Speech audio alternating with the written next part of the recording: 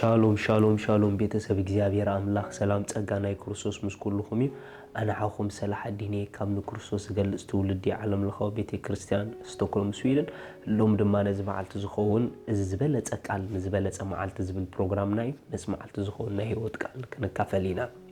يسوع نزل علم قويتاي كلكم نزناي معلت قال نقول تكافلوا سب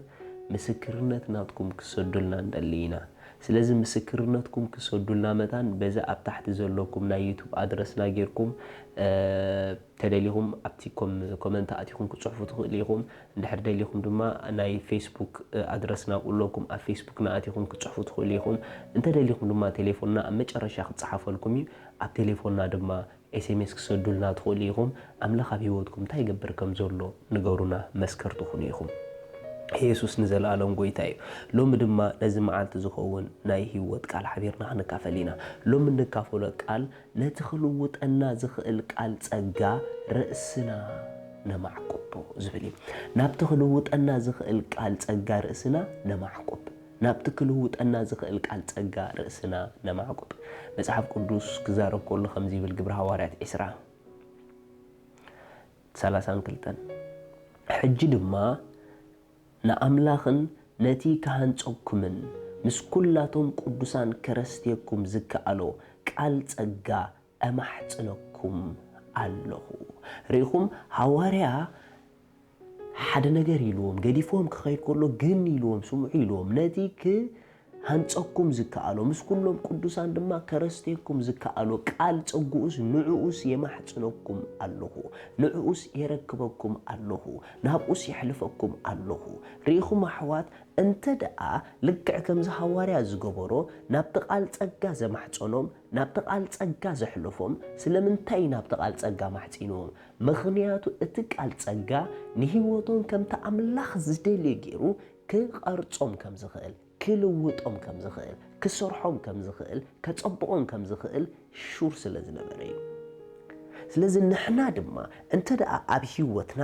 ምቕናዕ ምልዋጥ ምስጋር ምቕያር ንደሊ እንተ ደኣ ኮይና እቲ ሕቶ ርእስና ናብ መኒና ንማዕቆባ ዘለና ርእስና ናብ መኒና ንማሕጽና ዘለና ርእስና ንመኒና ንህብ ዘለና ሪኹም ነቲ ርእስኹም እትህብዎ ቀጪኑ ዘሎ ስጉምትኹም ንዑ ይኽመስል ስለዚህ ሎሚ ወሲንኩም ርእስኹም كم دلعيو جيرو خلوطكم نقال تصققو أمحقبو رؤسكم ناب قال تصققو أحلفكم هابو بتقالتي هيوتكم نخقرص بتقالتي لايفكم نخلوط بتقالتي كابتناي سب حساب وصيكم ابتناي غزي ابير حساب كتاتو متان رؤسكم ملؤ بملؤ نقال تصقا هابو إذناي قال ጸጋዚ ኣብ ህይወትና ጸጋ ኣምላኽ እናብዝሐ ብፍልጠት ጸጋ እንዳመለአ ከምታ ኣምላኽ ንህይወትና ዝመደቦ ከም ኮይና ከም ንመላለስ ይዝገብረና ክሳዕ ክንደይ ኢኹም ንቃል ጸጋ ብህይወትኩም ተቕርብሉ ቃል ጸጋ ዝፈሰሉ ስፍራ ኣብዚሕኩም ናብቲ ስፍራ ትኸይዱ ንምንታይ ምኽንያቱ ለውጢ ኣብቲ ናይ ቃል ጸጋ ዘለዎ ስፍራ እዩ ናይ ጸጋ ቃል እንድሕር ዘየለ ናይ ኣምላኽ ለውጢ የለን ናይ ጸጋ ቃል እንድሕር ዘየለ ክርስቶሳዊ ዝኾነ ምግላጽ የለን ናይ ጸጋ ቃል እንተዘየለ ከምታ ኣምላኽ ንህይወትካ ዲዛይን ዝገበሮ ከምኡ ኾንካ ክትመላለስ ኣይትኽእልን ኢኻ ገለገለ ሰባት ስለ ቃል ጸጋ በብዝሕ ዝዝረበሉ ስፍራ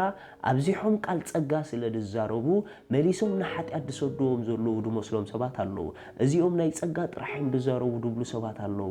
you make a mistake ተጋጊኹም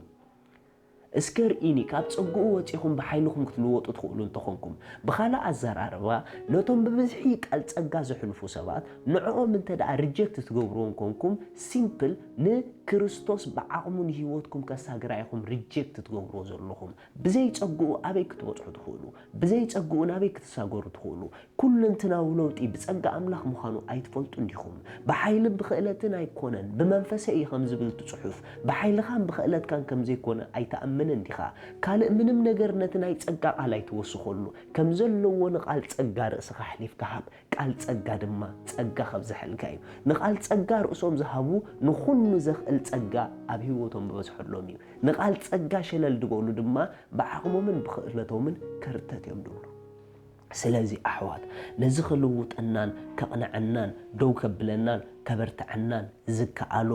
ቃል ጸጋ ርእስና ንዑ ነግዝእ ርእስና ንዑ ነማዕቀብ ብዘገርም መንገዲ ኣብ ህይወትና ክንደምቕ ክንጅምር ኢና ሻይን ክንገብር ክንጅምር ኢና ጸጉኡ ክበዝሐልና ክጅምር እዩ ለውጢ ኣብ ቃል ጸጋ እዩ ዘሎ ርእስኺ ርእስኻ ርእሰይ ንቃል ጸጋ ነማዕቅቦ ሻሎም ስለዚ ሎሚ ንጎይታና ኢየሱስ ክርስቶስ ኣብ ህይወትኩም ወሲንኩም ክትቀበልዎ እትደልዩ እታ ኣብኡ ዘላ ናይ ዘለዓለም ህይወት ክትቀበልዋ እትደልዩ እዛ ጸሎት እዚኣ ጸልዩ እግዚአብሔር አቦ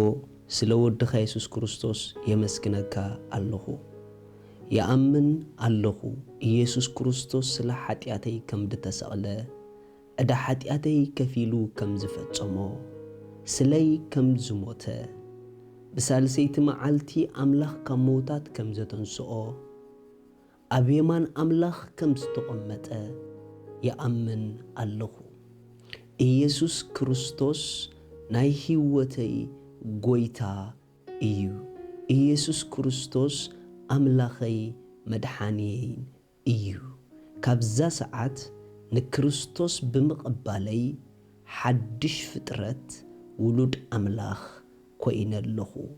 መንፈስ ቅዱስ ብሽም ኢየሱስ በእምነት ናብ ውሽጠይ ይቕበለካ ኣለኹ አሜን እዚኣ ጸሎት ድጸለኹም ብጣዕሚ ቋሓጎሰኩም በዚ ብታሕቲ ዘሎ ኣድራሻና ኮንታክት ግበሩና ኢኹም ሰድለይኩም ሓገዝ ክንለኸልኩም ኢና ሻሎም